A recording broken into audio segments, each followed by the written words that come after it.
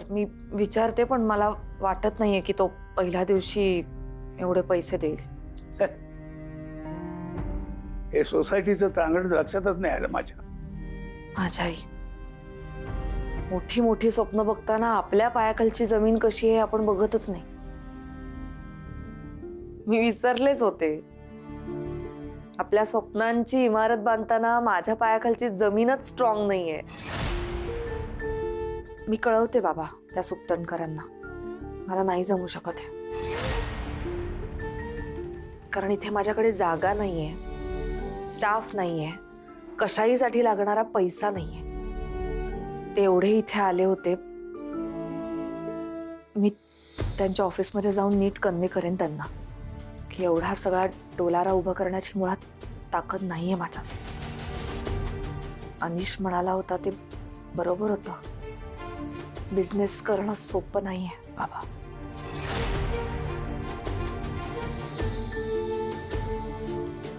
पण मी याच्यातून मार्ग काढला तर.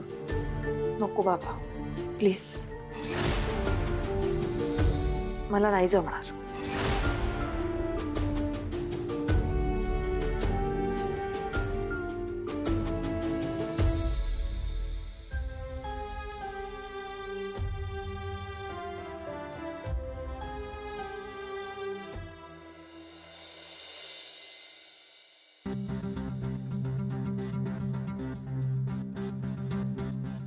अरे अनिश दादा, आज सकाळी सकाळी कोणाची वाट बघताय? राणा, तुला काय करायचंय?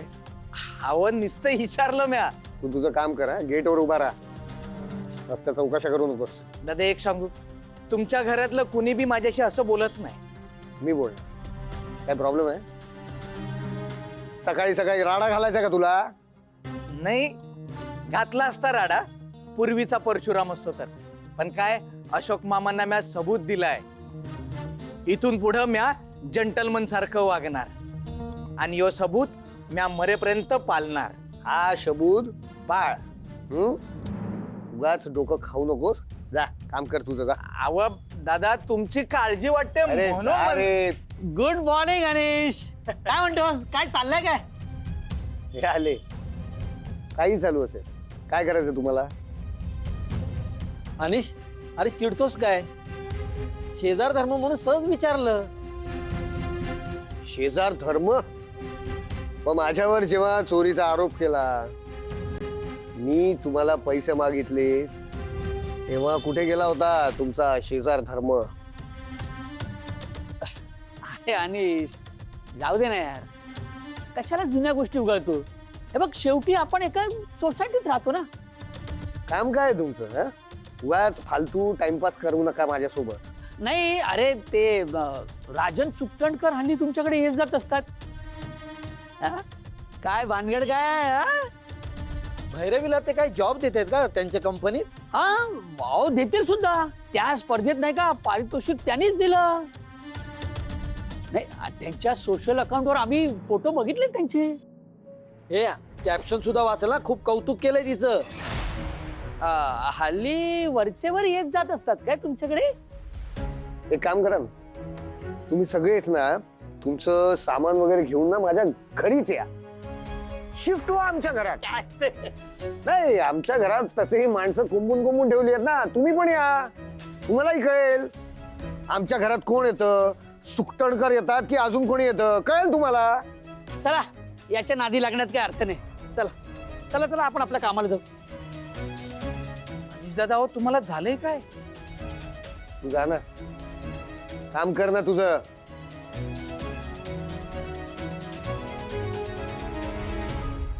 सगळ्यांना मलाच अक्कल शिकवायची असते.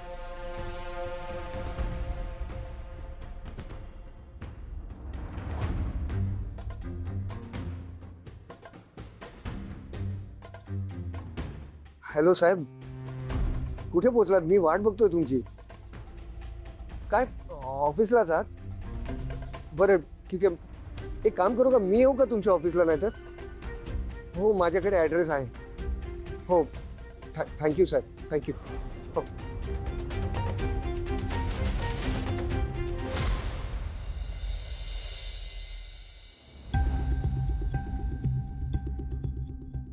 माझगावकर, ज्यांच्या विरुद्ध तक्रार आहेत त्या कुठे आहेत? माहित नाही मला.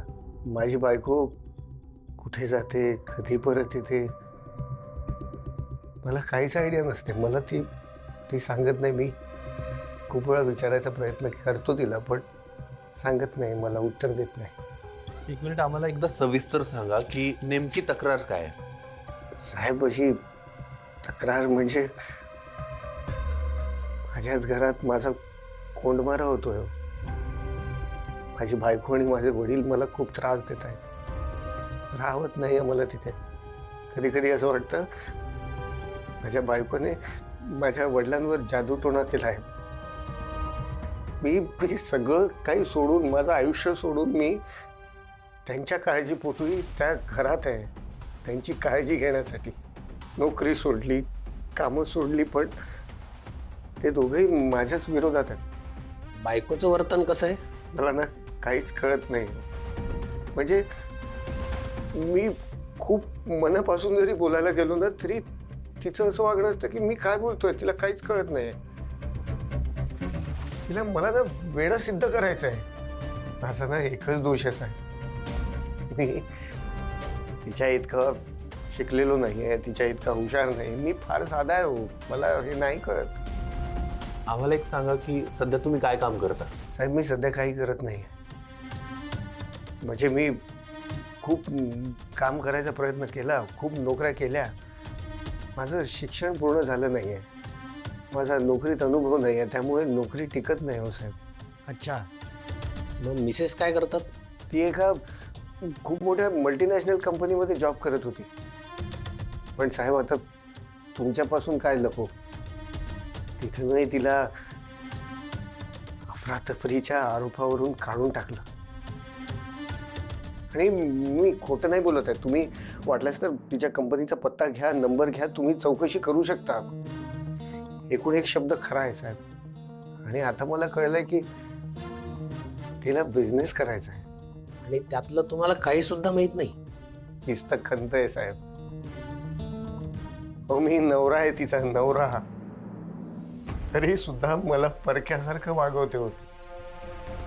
बिझनेस करणं म्हणजे केवढं मोठं पाऊल उचलणं आहे, केवढं भांडवल लागतं त्याला. पण एका शब्दाने बोलली नाही हो मला ती. बरं, मी तिच्या मागे लागलो की मला जॉब मिळवून दे, जॉब मिळवून दे. पण नाही साहेब, मलाही इच्छा आहे ना की घर खर्चात मी सुद्धा हातभार लावावा. पण नाही हो साहेब, तिने मला जॉब नाही दिला, माझ्या वडिलांना जॉब दिला तिच्या कंपनीत. मी तिच्यावर अवलंबून आहे हे तिला माहिती आहे, पण तरी सुद्धा आजपर्यंत कधीच तिने मला आर्थिक मदत नाही केली हो. म्हणजे याचा अर्थ तुम्ही घर सांभाळताय आणि ती बाहेर काम करते? हो साहेब, मी खूप प्रयत्न केले, मी तिच्या मागे लागलो, पण तिने मला वारंवार झिडकारलं. माझं कधीच ऐकलं नाही.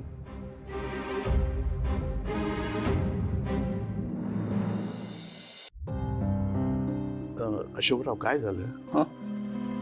काही प्रॉब्लेम आहे का? काय प्रॉब्लेम आहे? आणि तो फक्त तुम्हीच सोडवू शकता. चंदनराव, आजपर्यंत मी कधीच कुणाकडे मदत मागितली नाही आणि ही माझी चूक होती, मला आता कळायला लागलंय.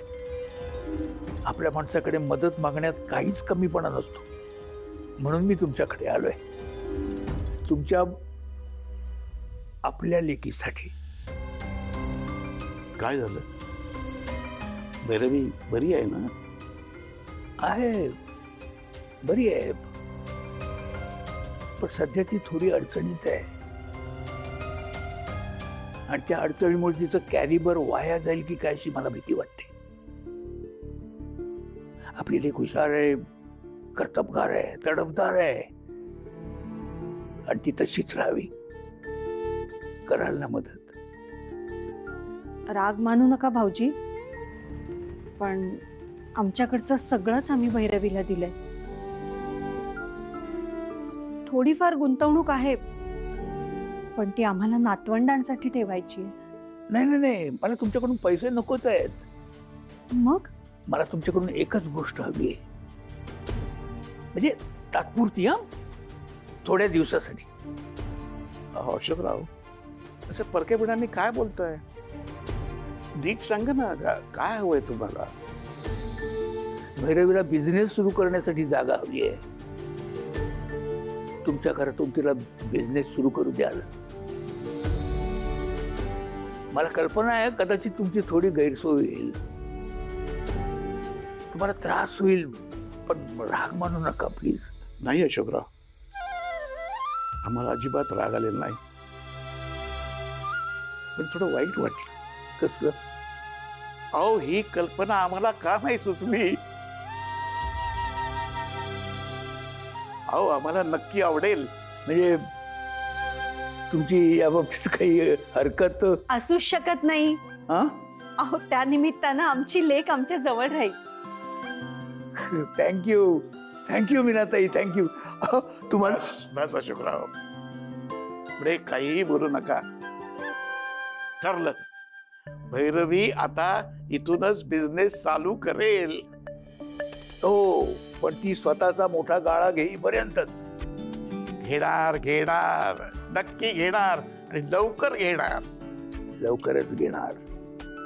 मीना, जा जरा गुडाचं घेऊन ये. हो. आणखी एक सांगायचं होतं.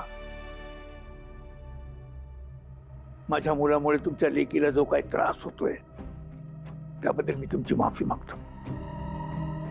अशोकराव, जाऊ दे ना, तो विषय आता नको. तो विषय नकोच आहे, पण एक मात्र मी तुम्हाला नक्की सांगतो,